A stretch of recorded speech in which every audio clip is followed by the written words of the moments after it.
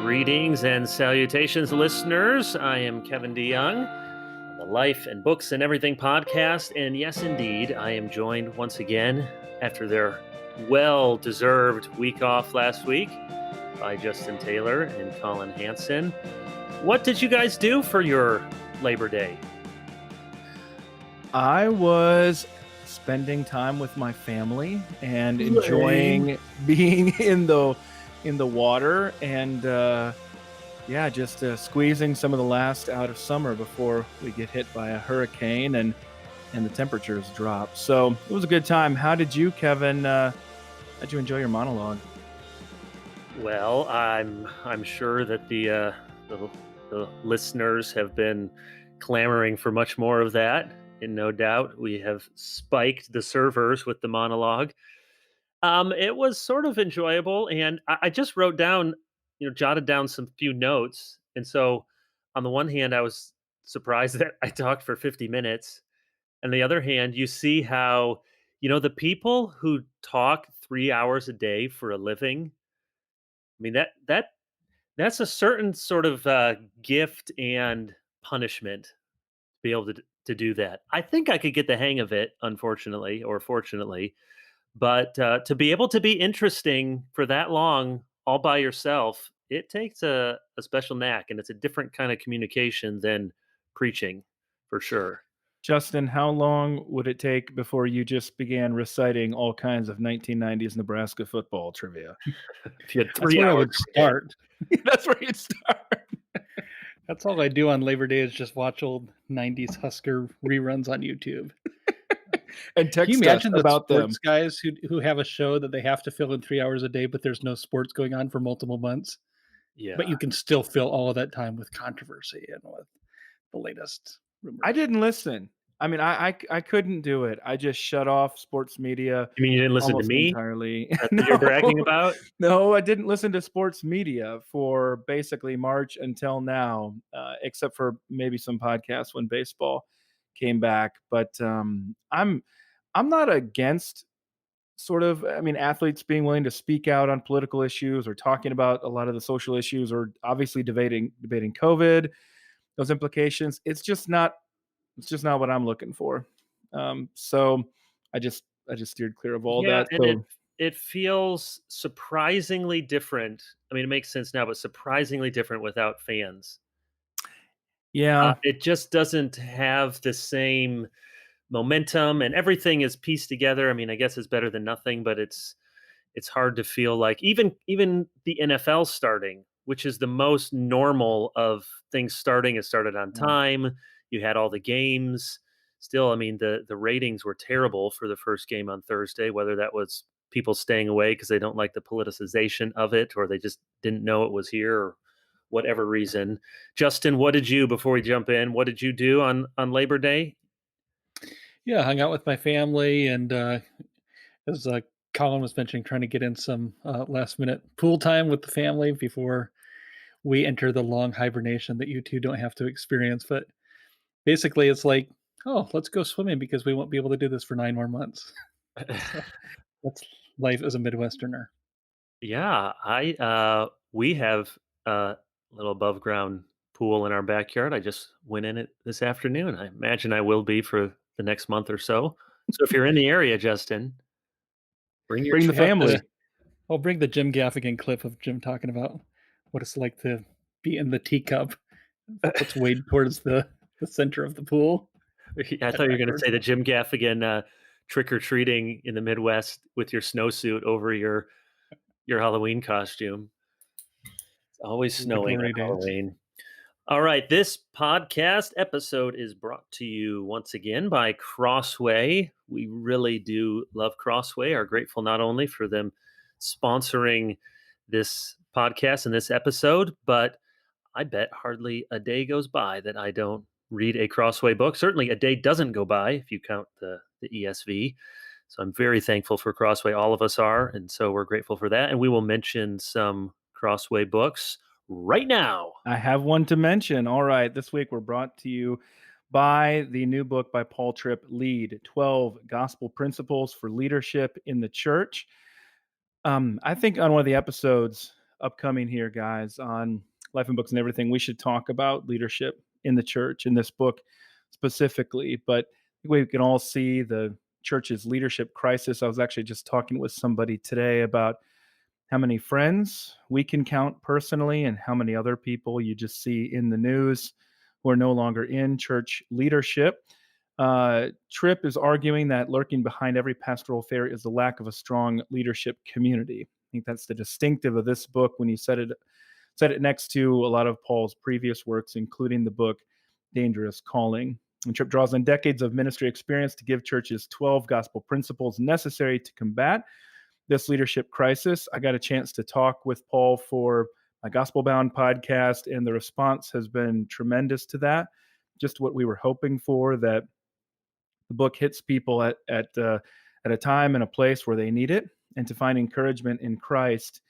And I just encourage people to read that individually, grab some friends, maybe some peers in ministry. I wonder what it would be like, guys. I don't know if you have any thoughts on this, maybe Justin or Kevin, but it'd be one thing to read that book within your own leadership community, but then also to read that with some of your peers. Like Kevin, it's a different relationship you have with other senior pastors versus a relationship you have with your church. I bet the book could be read in both environments, drawing out different lessons from it. But that's the book of the day, our week on Life and Books and Everything. Strongly recommend that one. Been one of those that's really stirred my affections for Jesus the most this year so far. Great. I enjoyed the podcast you did with Tripp and Justin. I'm really excited for Crossway to send me a free copy of the book. Still nothing, huh? How Still many nothing. shout outs do you need? I know. Send us $15. We'll be happy to send you a copy. Okay.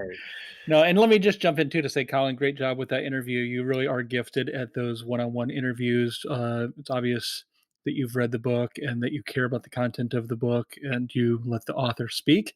Not all of those three criteria are common among interviewers, so great job. It's a great preview of the book, and if anybody doesn't subscribe to Gospel Bound, go and subscribe. Well, thank you, Justin. I appreciate that. I have learned there is an actual chemistry to those interviews, just like there's a chemistry to these podcasts, which the benefit of how much we get to talk and how much how long we've known each other. That makes a big difference when you're interviewing somebody like Paul. We've known each other for a long time. I used to edit his columns for the Gospel Coalition, and we've both been through a lot of the similar incidents. And Paul's willingness to talk about his experience there and what he learned and lessons there was really made a difference. And it felt, sometimes you wrap up an interview and you think, wow, that went really well. It does not always go that way, which is usually my fault, but you just don't always have that chemistry. But there felt like there was something special with that one with Paul. So check out that book from Crossway, Paul Tripp. You asked good, crisp questions that led to good, crisp answers, different from many of the sports interviews, which boil down to, I'm going to describe what just happened and talk us through, what were you feeling right then when that happened and I just described it. Do you have any feelings? Say something. Hey, Collin, you should do an interview like that. What was going through your mind as you were writing chapter 12? Take us through it. Well, one of the things I do differently is that I generally don't ask people to recap the book. And in part, it's to save time. And I just figure if I ask questions about what I'm interested in, that's probably going to help the interview. And if you're interested in the kind of conversation we have, go check out the book. But I don't want the interview to be the same as the book. So that's what I aim to do. Sometimes it works better than others, but that was a time it worked especially Or maybe well. you can do like the Chris Farley interviews. Oh, yes. Like, hey, Mark, remember that one time in the book when you said only religious people were going to get married and have babies? That was awesome. That was awesome. That was awesome. That was awesome. Just sort of see what happens. Stupid. You know that we're of a certain age. With our younger colleagues, I have to introduce them to the Chris Farley technique of interviewing. So everybody out there listening, YouTube is your friend. You can't go wrong. Just look up Chris Farley and Chris Farley interview or Paul McCartney specifically. That was Now, how amazing would it be if someone just did that sort of interview style for the Trump Biden debates, Oh, if there is one? Because there would be enough. Remember that one time when you said for either one, and just tell us, just whoa, what was that about? well, I did it, You and could then do that for hours. All right, and speaking of interviews, we'll let one of our cats out of the bag. We have an interview coming up at the end of the month with James Eglinton, the author of the critical biography, critical in the academic sense, not the pejorative sense, of Herman Bavinck, which is coming out with Baker Academic. And I've been reading through it. It's great. It's filled with Dutch people, which is just an added bonus. And I'm not But sure if it's you. still good. It's still amazing, Justin. There's shout out to various places. Nothing to Orange City yet, but there is some to Howland, Michigan, and Hope College. So that will be Did coming you up. look into the author index and just see how many like vans there are in First DE off, there's words? any DeYoungs. Yes, there's quite a few. The thing is, people always come up with, oh, there's this. I don't know how you say this weird name, Hoixama. You mean Huxama? That's like one of the most common names you could ever have. Why that's Klein Wolterink. What's hard about that? It's just what it looks like. So I hope you're enjoying if you ever venture 30 miles to the north, Justin, and enter into Sioux County, you can encounter those many fabulous Dutch people there. Okay, we're going to talk about books. We are. And we're going to talk about the process of writing, editing, getting a book published. Not so much the three of us, though we could talk about that, what you do to write a book. But let's start with Justin. You have all sorts of experience receiving books to be published, deciding which books to be published. You've worked on many projects as the editor.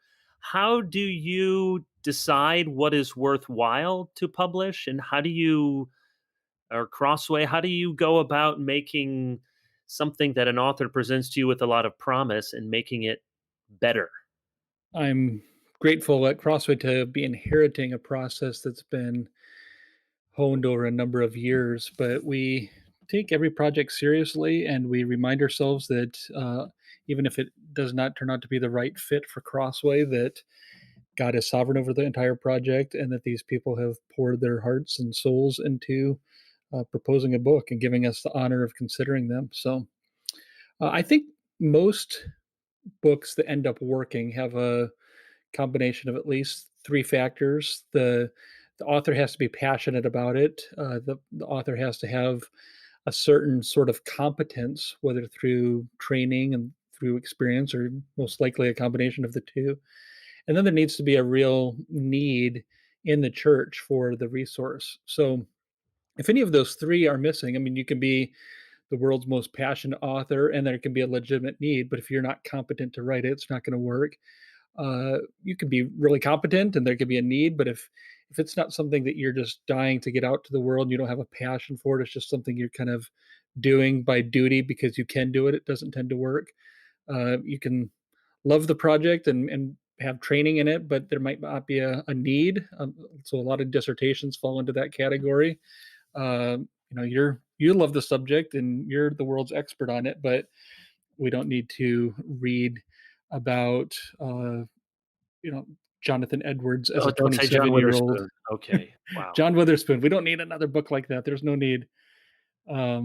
So that's one matrix to think about book publishing. We actually have a kind of a sophisticated matrix at Crossway of scoring each and every project that we consider. So we ask and we rank, and we have a whole committee doing this independently, asking about the importance of the author to Crossway's publishing program, what we think about the content, what we think about the writing quality, what we think of the ministry potential for the book, how much we think it will be distributed, how widely will it be read, what are the economic factors, what's our own personal passion as a committee member for this particular title, does it fit with our calling?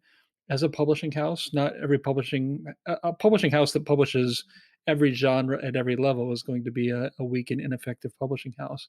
So we try to score the different projects and have them meet a certain threshold for consideration.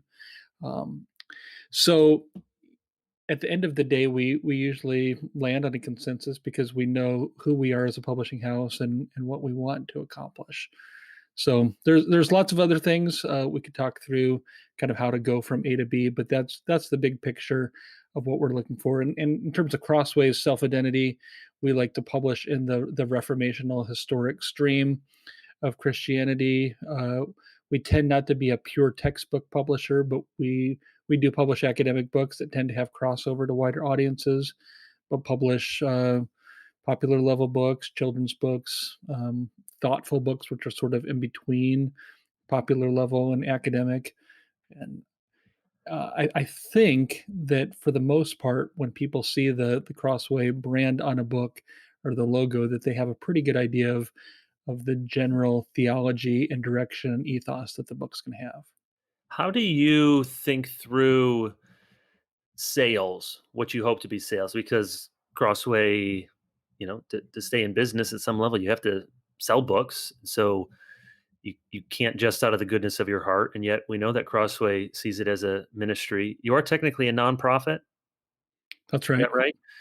Uh, so how do you think through, yeah, we really want to do some project, but because we think it's good for the church, but it's going to have very limited sales. I think authors often wonder, do you look at, a particular book and say you give the author $5,000? Do you think we need to make $5,000 of profit in this book in order to make up for our investment here?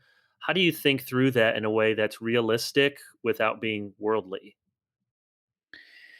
It's a great question. My mentor and predecessor, Al Fisher, once said that he heard a publishing executive suggest that in his way of thinking, there was no conflict between mission and business. And Al's response to that was, if you don't think there's any conflict, you're probably misunderstanding one or the other, because it's inherent that we all have ministry minded motives. But if you don't ever think about business principles, you can have that ministry for a while, but it's not going to last unless you have some outside source of funding. If you're self-funded through your sales, you need to care about that. And one of the things that you can think about is that there are certain books that are going to have very large sales that can help other books. So that if you only published the low selling books on their own, you need some good selling authors to kind of raise the tide for all the different ships out there. Um, every book that we actually look at the considerations for, are we getting a return on our investment? And it's one factor among many. So it's not the final factor or the only factor. But yeah, you can say that a certain book might only sell 300 copies, but it's going to be of such value to the church that we need to publish it. And once in a blue moon, there may be a project like that. But if it's only going to sell 300 copies, it's not actually reaching that many people and having that much of an impact.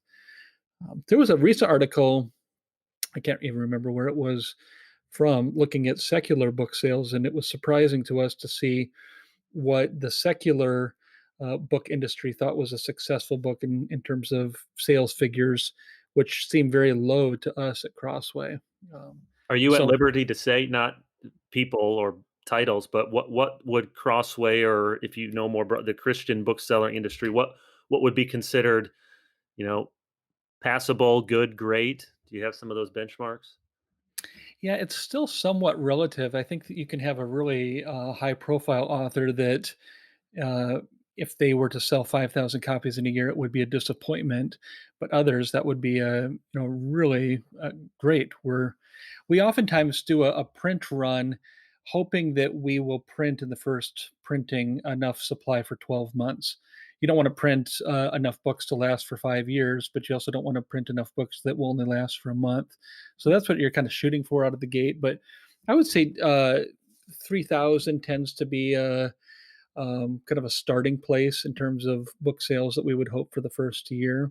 Again, that doesn't mean we can't do any books that don't hit that, and sometimes our projections are off, and sometimes they're way under that. But we're hoping kind of out of the gate that most of our books would hit 3,000. But there's certain authors that um, right out of the gate they're going to probably be selling 20,000 copies or 30,000 copies. Colin, let me ask a similar question. How do you and the other editors at Gospel Coalition balance that? Obviously, ministry, you want to build up the church. It's a little bit different because it's not the same business model, but you still want, I'm sure, to see page views, and somebody is probably looking at that frequently. So how do you decide, and how do you let that factor into what's published, or how do you just ignore those metrics? If you're governed by what people want, you won't be faithful anymore, or at least you won't be focused And that seems anymore. particularly true with online. Books Yeah. take a lot of time to get there. There's still something of it timeless, but online, I mean, you can tell us better than I can, but angry, polarized, that's what's going to get a big, because you don't need to get a broad swath of, you're not trying to win 51% of the public. You just need a very small, passionate minority, and then they pass it around to everyone who's angry, and then it goes to all the people who hate it and people who love it. I mean, that's I hope it's not tempting, but you have to. I'm sure you look at other people or sites doing that, and you say, "Yep, we could do that too." Yeah, Justin, does anybody hate buy a Crossway book? I'm sure that they do on rare occasions, but that's not the norm. So I try to talk to people about the medium, and there may be some people who hate the three of us so much that they want to listen to an hour and a half. Don't worry, people. I don't think it'll go that long. An hour and a half of us talking about Dutch names and Orange City, Iowa, things like that. But it doesn't generally happen. In the past, did you take out a newspaper or did you travel to another city to be able to read a newspaper or just to be able to pick up a column and say, I hate you for this? And I paid whatever a year for that subscription. It doesn't really work that way, but the internet does. But if anybody's paying attention, then they realize that that doesn't make a lot of sense for a business model. You can't really build a business model on people who hate you. So you do have to generate a steady audience. And you can build a website really, really, really quickly by making it all about hate and making it all about opposition. But I don't think I've seen that really work for the long haul. There are a couple websites that I can think of, watchdog websites that can keep that going, but I think it's spiritually corrosive to the people who edit it. I don't know if I could explain the level of spiritual hazard that comes in this job or when you're editing. We were talking well, over the weekend about my former boss, Mark Galley, converting to Roman Catholicism and talking about all of the editors at Christianity Today.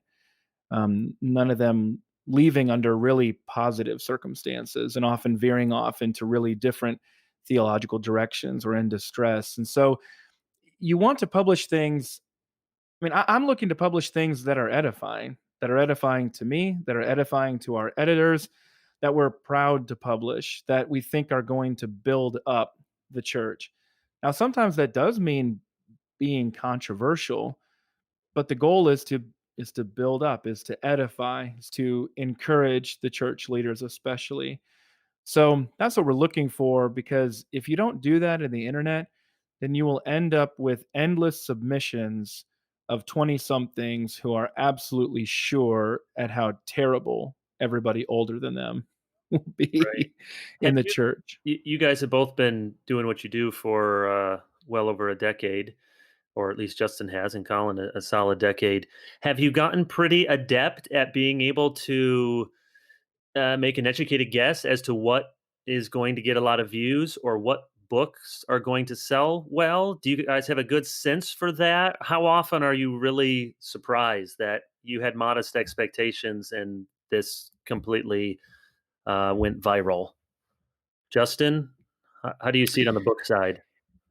Yeah, Colin's been really insightful and helpful here, just emphasizing the differences between the two mediums. Because when you're talking about a book, maybe listeners don't know this, uh, an average turnaround time between when an author submits a manuscript and when it's published is a year, and perhaps an average time between when they propose the book and submit the book would be 6 months. It can be longer than that. Um, so you're talking about sometimes a 2-year turnaround from when we're seeing it to actually when we're seeing the proposal to when it's actually published. So much can change. Think about what we were all doing a year and a half ago. How the world looks so different. So that's another factor to kind of stir into the mix in terms of trying to predict how something's going to do.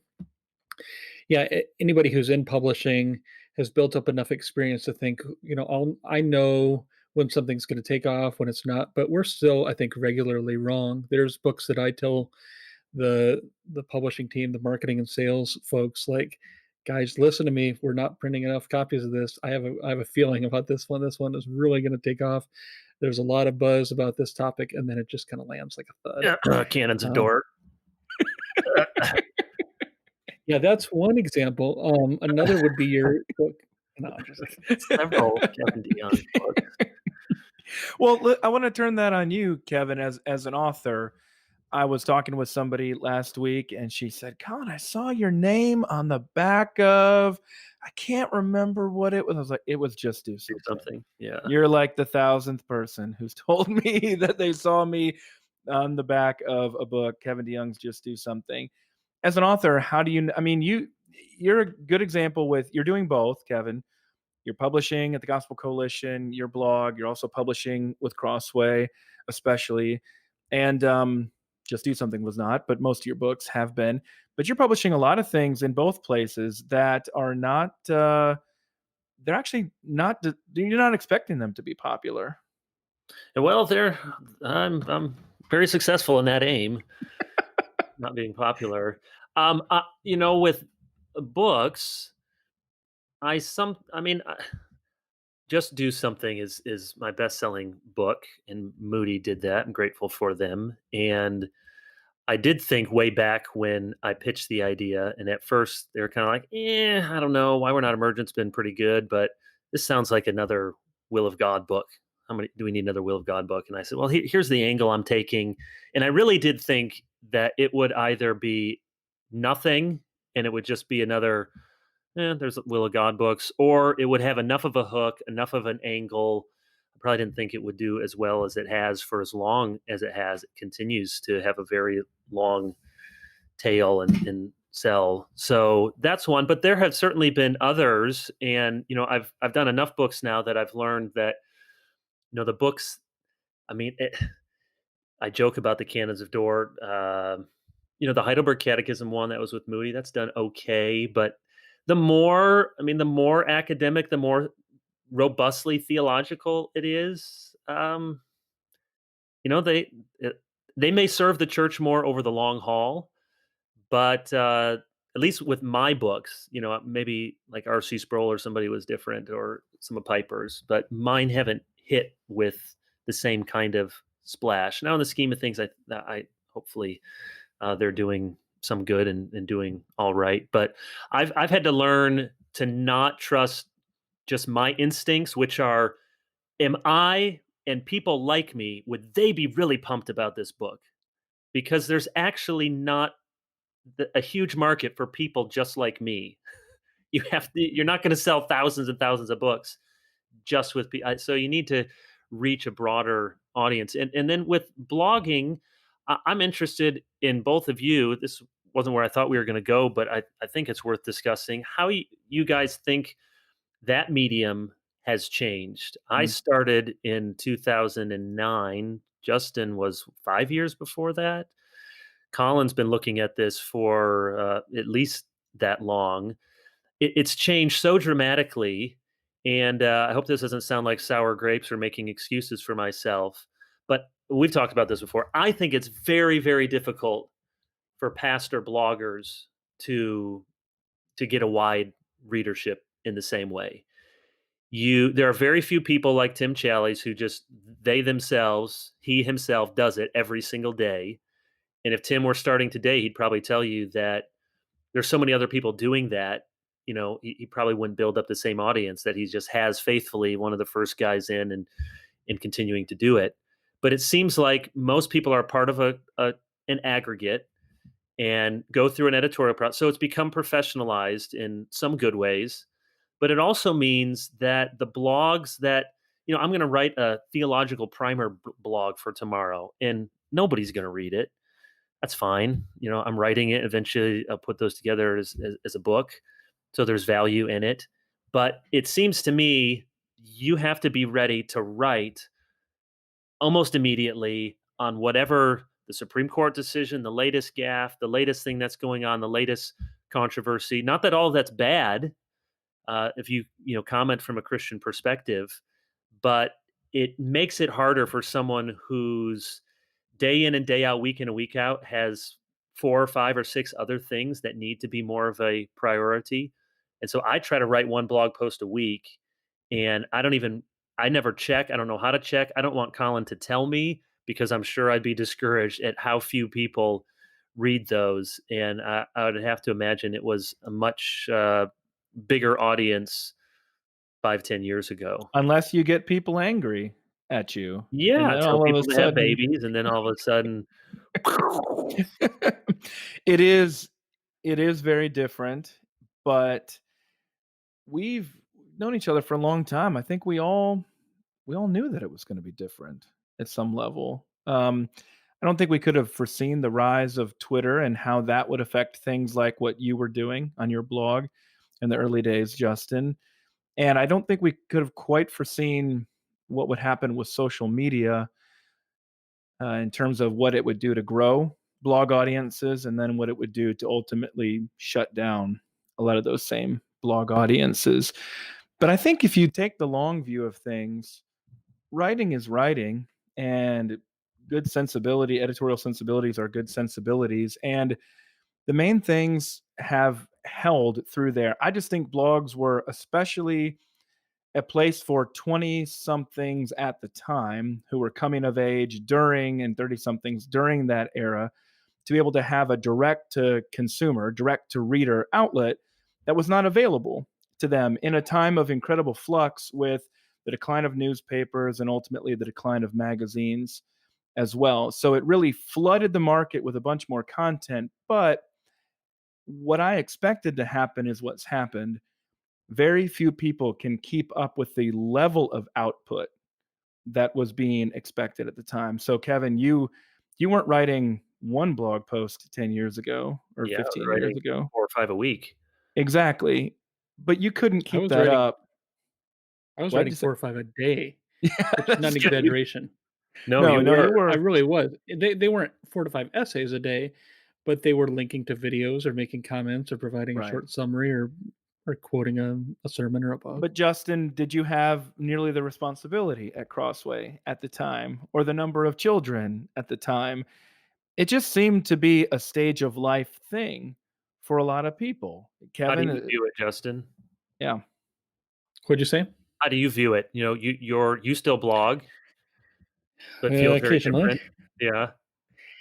Yeah, I think, hopefully this doesn't sound like a humble brag, but somebody once said that I used to be like Christian Twitter for them before Twitter existed, like a bit of an entry point into the controversies, the things to read, the things to see of the day, um, or the Christian Drudge Report, that kind of thing, not in terms of the size, but in terms of being a portal to other things. No, that's true. Um, So, yeah, I mean, the social media in some ways has kind of killed the blogging. I would disagree with you at one level, Kevin. I don't think it's actually a disagreement, but maybe an encouragement for those who are out there. I think there is still a place for Christian blogging. And 10 or 15 years ago, you did have to write, I think, every day to establish yourself, to get momentum, for people not to think, well, where did he go?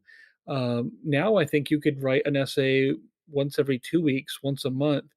If it's of sufficient quality, hopefully it will catch on. I mean, I'm sure there's brilliant essays out there that nobody's discovered. But if you're trying to network with people and you're producing something that's really thoughtful, I give two examples that come to mind: Gavin Ortland, Samuel James. They will both write for Desiring God, for TGC, but they've also maintained their own website presence. And those two guys, I'm sure there's other good examples out there. They come up with enough things that are of high quality that they catch my attention, and I want to highlight them. I want to read them.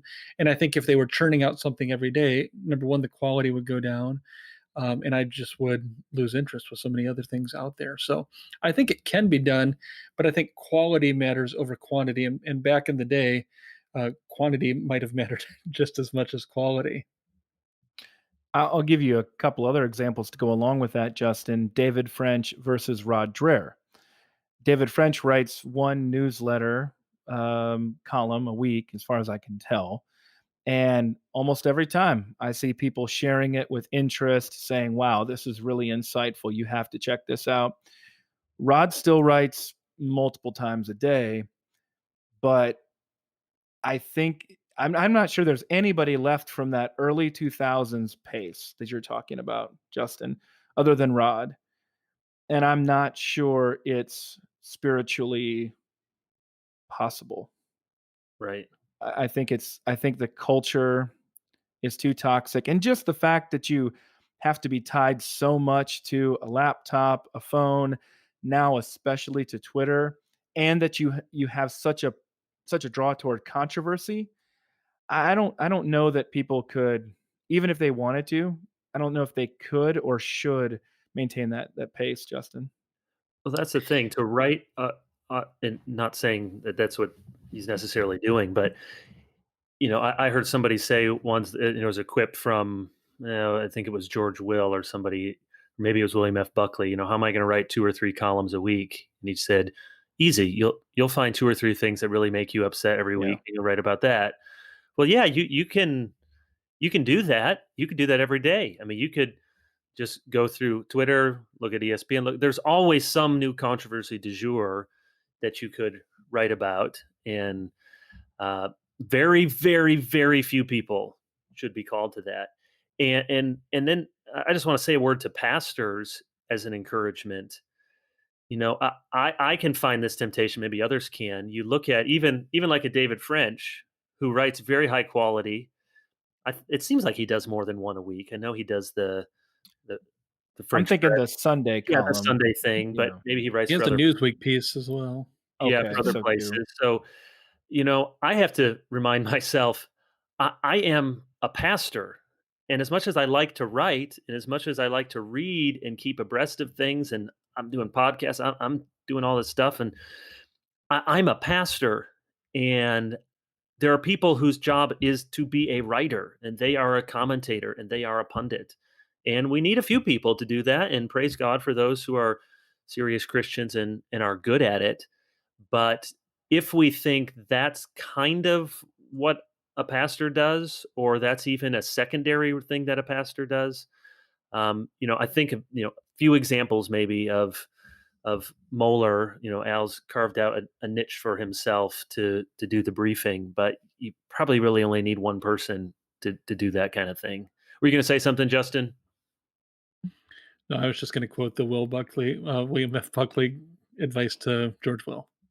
So thanks. Wow, the exact same thing. The exact same thing. Mind meld. Sticking with books, Collin often, maybe every time, asks this question at the end of his podcast. It's a good question. What is the last book?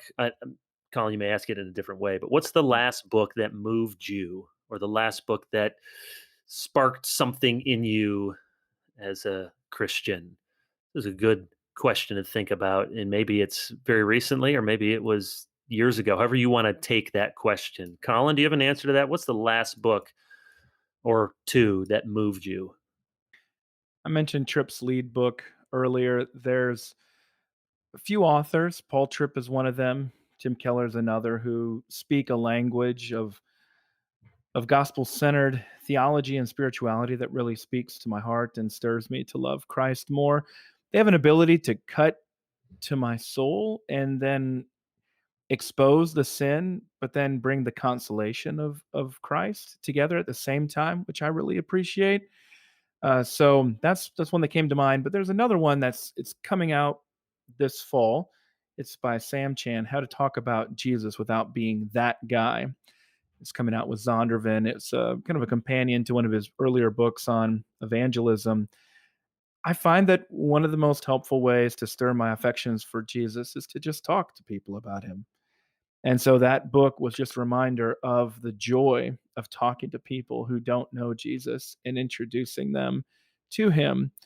And so that just filled me with a zeal to go out there and to continue to build connections and friendships and opportunities to be able to talk with people about Jesus. And so those are the two books that come to mind. I'll spin it back to you, Kevin. What comes to mind for you? I knew I was going to ask the question. I was still thinking about it, but I'll try, and then we'll go to Justin. Over the summer and writing those posts on racial tensions, and speaking of blog, that's probably I sometimes think of blogging now for me as I try to be a faithful presence and plot along for the times where maybe I'm gonna like years ago the Rob Bell Love Wins review. Okay, if I keep a blog presence and it's trickling along, and then once in a while, hey, I have a presence, I have a platform, there's something I can say. I don't know if those blogs on racial tension amount to that, but I was thinking of that as trying to put in a lot of time and effort and energy, and it certainly did, trying to speak meaningfully on a very difficult subject. But in the course of that, I read a bunch of things, and I think I mentioned before, I really was. I've read a lot of Shelby Steele's stuff before, and his older book, The Content of Our Character, which is from 1990, I think. So it's very dated in some of the examples, but amazing how relevant it still felt. Not a Christian book, uh, and I think most people would say Shelby Steele is a conservative on today's spectrum on those issues, but I think that book it's hard to categorize. I mean, it's just a very thoughtful, honest, in some ways bracing look at why race is so difficult. And I really just at times stopped and sort of thought on a personal level, yeah, what do I bring to these discussions that he's really good at pointing out for both black and white where you come with fears and projections and your own anxiety over various things. So I thought it was a bracing book in a good way. It was the sort of book that I thought I would love, whether people ended up agreeing with it as much as I did. I would love for a group of thoughtful Christians to sit down and say, what do you make of this? What do you think of this book? So that's one. And then I'll mention another book, also not a Christian book, but and I confess I'm not very far through it, but I've really enjoyed and really, a great biography, even if it's not a Christian biography, teaches you a lot. So I'm reading through the Churchill biography from Roberts, and just it's really an excellent one volume. I've read other biographies of Churchill, but it's so good at sort of understanding kind of who he was, put him in his own social context. And anytime somebody gives penetrating insight into a real human being, and you can do this certainly with fiction, not real human beings, but I just find it very instructive for myself. And I start thinking, not what a biographer would say about me, but just kind of what makes me tick and my social location. And so it's just been helpful for me as I learn more about what made Churchill tick to think about what makes me tick. Have you read that biography, Colin? I have not. I read and appreciated a lot about Churchill. I was just going to mention, Kevin, that I could listeners of this podcast are going to continue to suffer as long as I go through the Hamilton book. It's going to be a while, folks, but I'm through Yeah. page 500, so I'm 2/3 of the way there. You guys don't have to put up with it long. But I was telling one of my pastors how encouraging the book has been, but encouraging in a way that I wouldn't have expected. I didn't realize how terrible these guys were. I mean, how human, how petty, how partisan, how Right. backbiting, how prideful, how stubborn, how ignorant in some ways they were. And wow, I told I told this pastor how encouraging that was to me, and he said, "Well, Colin, knowing you, I guess you would be encouraged by that." It just sounded like this isn't what most people would be encouraged by, but there was a sort of I was talking with somebody else about this, and she said, "Maybe, Colin, it just makes you feel a little bit more normal, or your situation today feel more normal?" And I said, "Yeah, I think that's what it is. It just makes me feel more normal." And that's I think what books can transport us to is a perspective to give that mirror on ourselves that we wouldn't have seen otherwise. And I'm sure it says something about us being, are you 40 yet, Colin? 39. Pretty soon you'll be there. I'm a Yeah. man. I'm 40. Soon, April. Yeah. Okay. So, we'll call middle age ish. Uh, but I'm sure when I was younger, and maybe we need both kinds of biographies, but I'm sure when I was younger, I resonated with the almost hagiographical biography that of the Christian Mm, saint or preacher or missionary. And boy, Whitfield and amazing. And now I'm drawn. I still want to be encouraged, and I still want to have heroes. I do, but I'm drawn to the wow. This was a real person. Their real life was like our real lives, and it's not a moral equivalence. There truly are heroic men and women in history from whom we can learn a lot. But I appreciate that realism, and that's what a good biographer does. A good historian does is try to love our dead neighbor as ourselves. I think of and this has a lot to do with we've talked about even how we understand history, and we talked about with monuments, but how we look back. I get so frustrated, and we are going to come to Justin with his books, but quick monologue. I get so frustrated with the sort of phrase that says, well, if you would have been alive back when, surely you would have, whether it's, you would have been on the right side of history or the wrong side of history, or pulling somebody back from the grave. If they were alive today, we know they would be on our side or they wouldn't be on. It's just nobody knows that. You just don't know what you would have been like. You might have been a lot worse. You might have been. It's just it seems historically an almost pointless comparison. And what I think as Christians who do history, we ought to think about if we meet the person in heaven, and maybe some of the people are not going to be in heaven, but if we met the person in heaven, the person would say, "You know what? You were pretty fair. That's now that I see myself more clearly from heaven's vantage point, I can see where you were trying hard to understand what I was like." And I think so much of history, I'm thinking of history as agenda, doesn't do that either, to make people all saints or all sinners, or not to pay any attention to their own social location or context. And I think that's unchristian. I don't think that's loving our neighbor as we would want to be loved, as we would want someone to look at us sometime in the future. So end There's of no rant. there's nobody who likes a good historiography rant more than Colin and me. So we are Well, good, a amen. It's grateful true. We're audience, here. Kevin. Yeah, we're here for it. I'm amening you right there. I had not thought about that, Kevin, of how my interests have changed in reading biographies, but I bet that I can remember the turning point for me was reading Carl Henry's autobiography and thinking how petty and bitter a man he was when he wrote that, and thinking, "Oh, okay." So so that's a common struggle for people in this I'll position. be that when I'm old too. Well, it was a warning. I mean, it's kinda like the warning passages of Hebrews or something. It's road marked as this caution. If you're not careful, this is where you're gonna go. I think when I read the hagiography, I think, "Well, I can never measure up to that." And then it condemns me, I think, in my sins. Well, Justin, what's the last book that really, triggered your affection for Christ? Well, you guys both mentioned two books, so I'll cheat and do the same Oh, thing. okay. I think the two that come to my mind, number one would be Dane Ortland's new Gentle and Lowly. which is an interesting book. As you know, Dane's a friend. He is a former colleague. He was actually my supervisor, but we're the publisher of the book too. There's been a lot of people who've written on how God loves you and is, you know, crazy in love with you and is reckless love for you. I mean, it's a very well-worn topic. It's not like, oh, and nobody's ever talked about Jesus loves you before.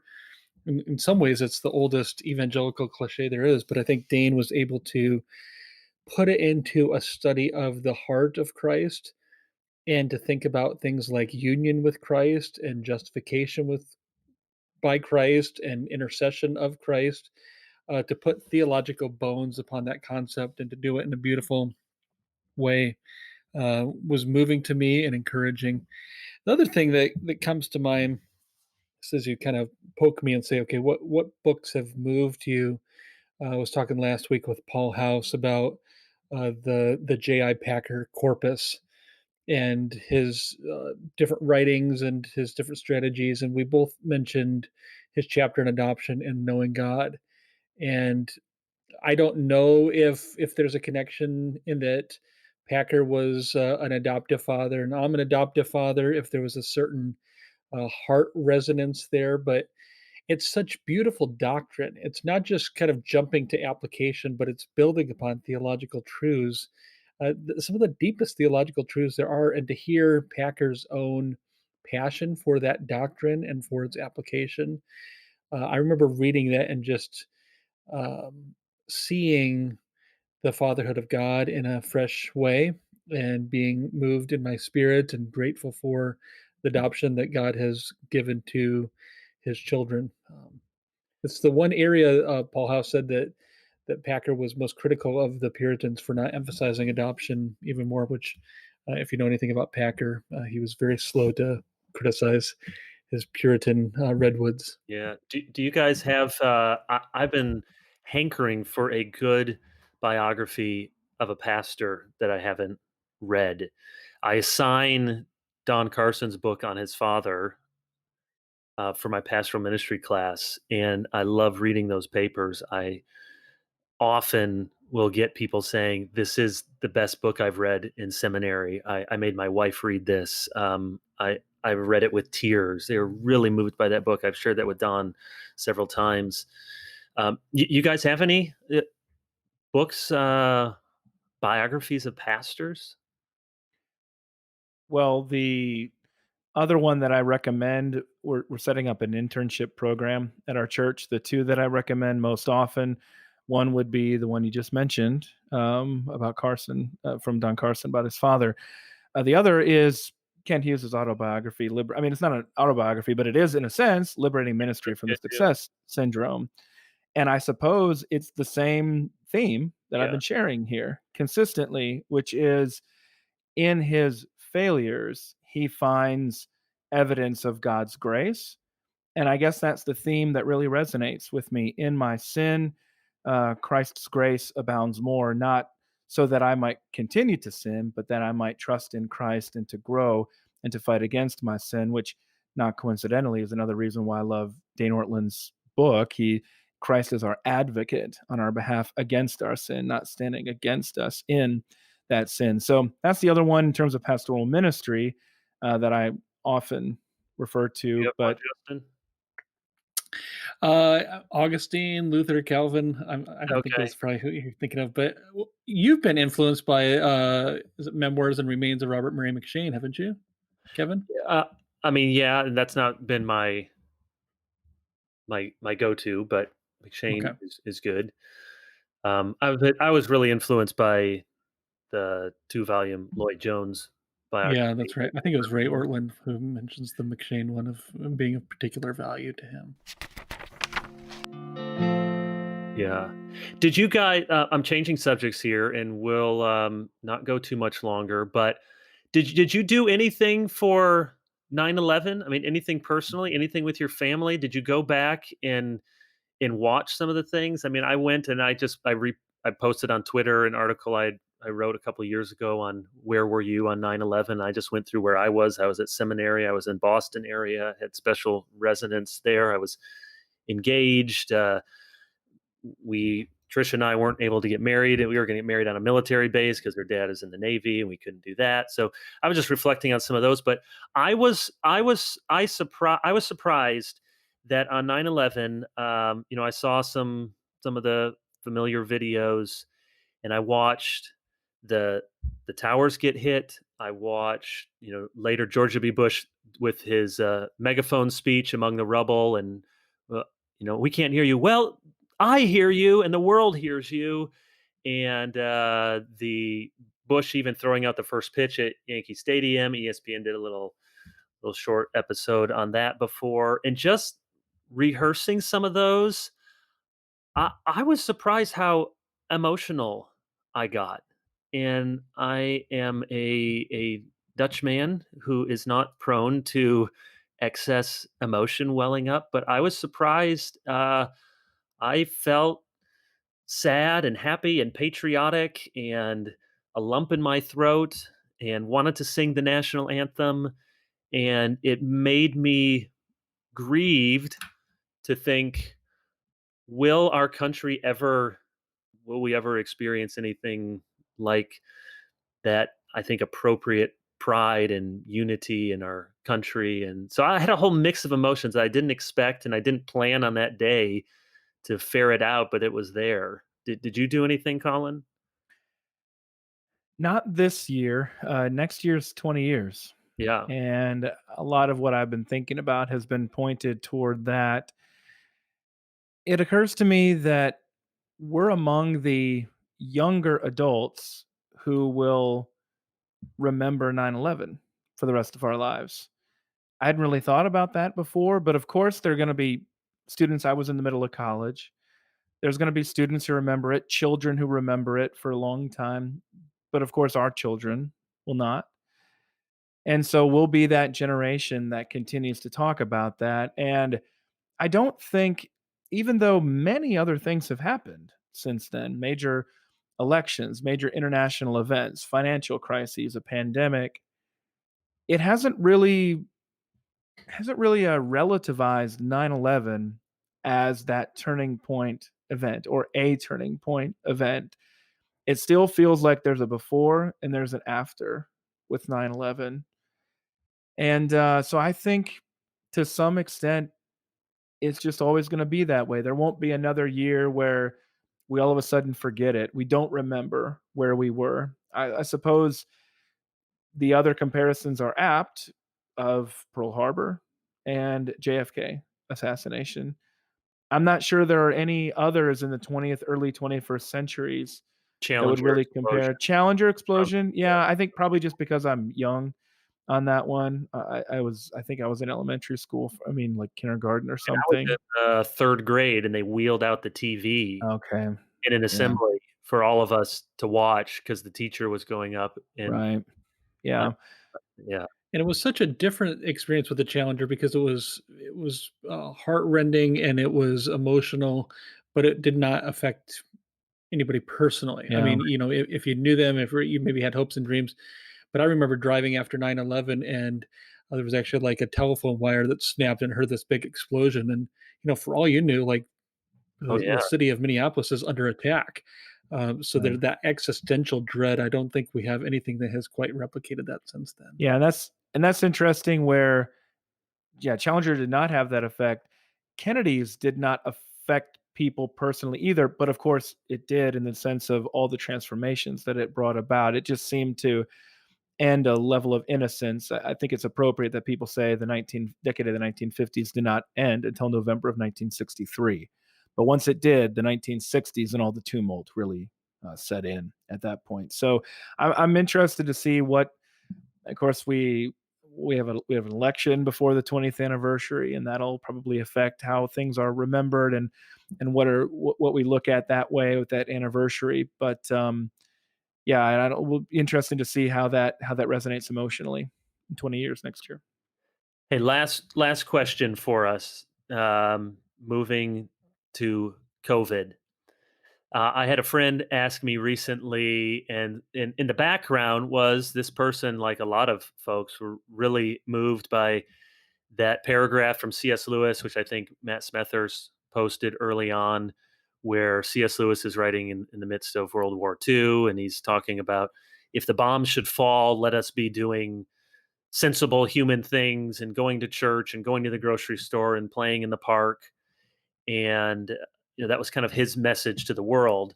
Now, one of the things that you do have to take a different context, because some people will say, well, look, that's what we should be doing. Well, that depends on how you think of COVID. Is COVID on scale of 1 to 10, is it a 1 in seriousness or is it a 10 in seriousness? You know, Lewis, the bombs were going to fall whether you wore a mask outside or not.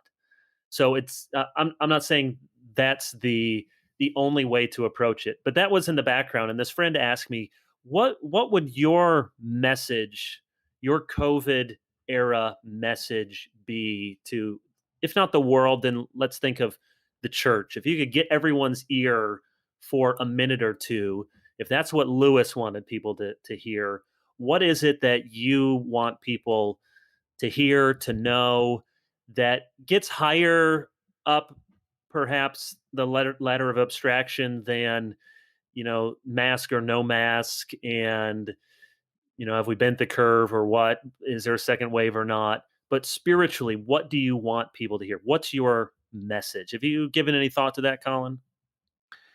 I have, probably because of my 2010 book, A God-Sized Vision with John Woodbridge. A lot of people will ask me about revival, and they typically associate major world events with revival, and especially with the division that we're seeing, people wonder what's it going to look like for us to see revival here. And so I was talking last week with Becky Pippert about this. She was interested to ask about revival, and I said the basic preconditions of revival aren't there.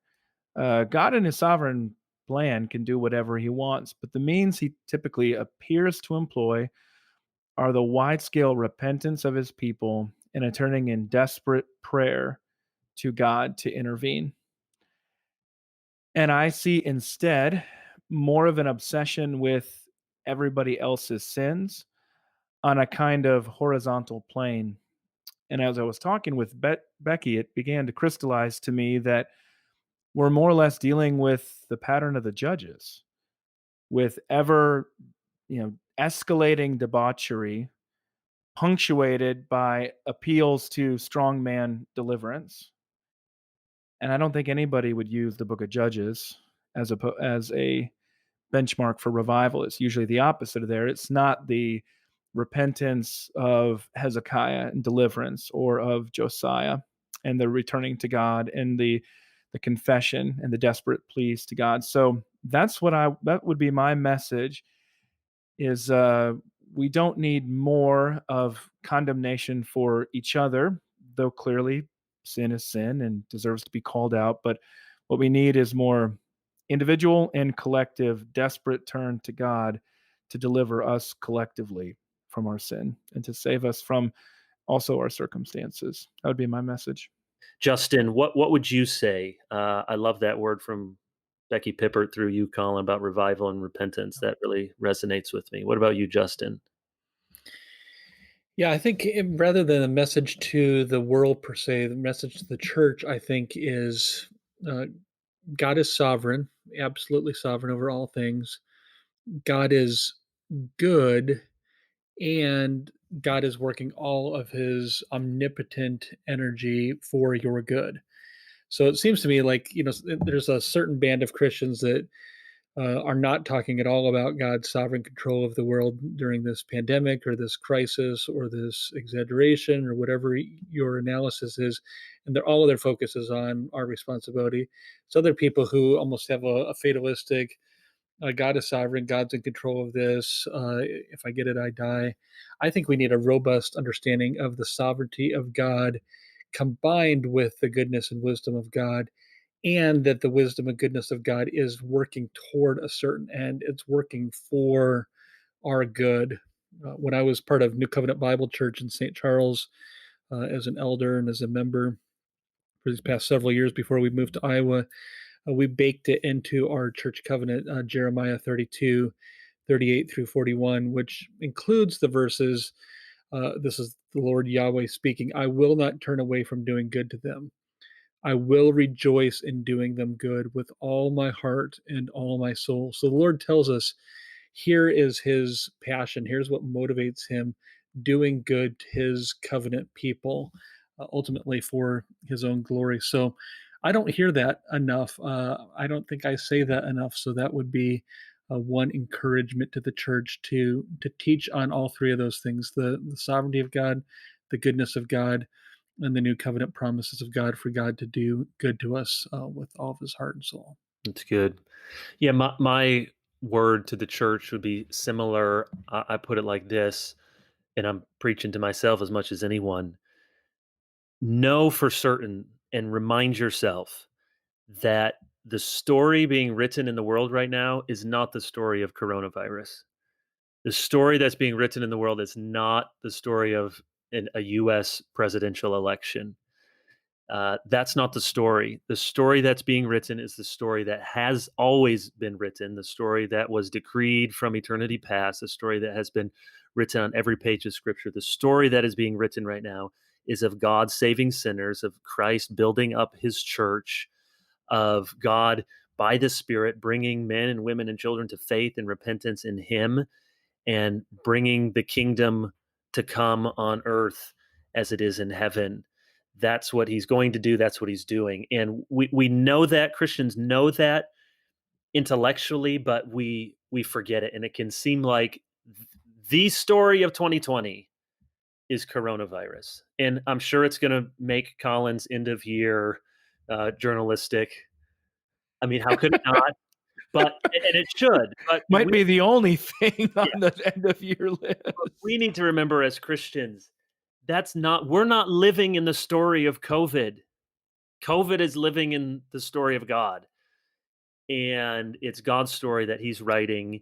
And when we lose sight of that is when I'm prone to be discouraged or feel like what really is happening or everything that we wanted to do is on hold right now. No, God is still working as much as he ever has. And we need to remind ourselves of what the real story is out there. I need to be reminded of that. Thank you guys for joining us. Thank you to all of our listeners. If you subscribe, I guess that helps us. If you say nice things about us, that helps. If you say mean things about us, that's just send the tweet to @TGC. That's where Collin will. Yeah, keep hate listening, people. Yeah, hate listening as long as you then hate buy our books. No, we are grateful for our listeners and grateful for the time that we can spend with each other and with you. So until next time, hope you can, whatever I say, enjoy God. Love him forever and read a good book. God forever and read a good book. Glorify God and enjoy him forever. Read a good book. I should remember my own shorter catechism. So go do that, and we hope to be with you next week.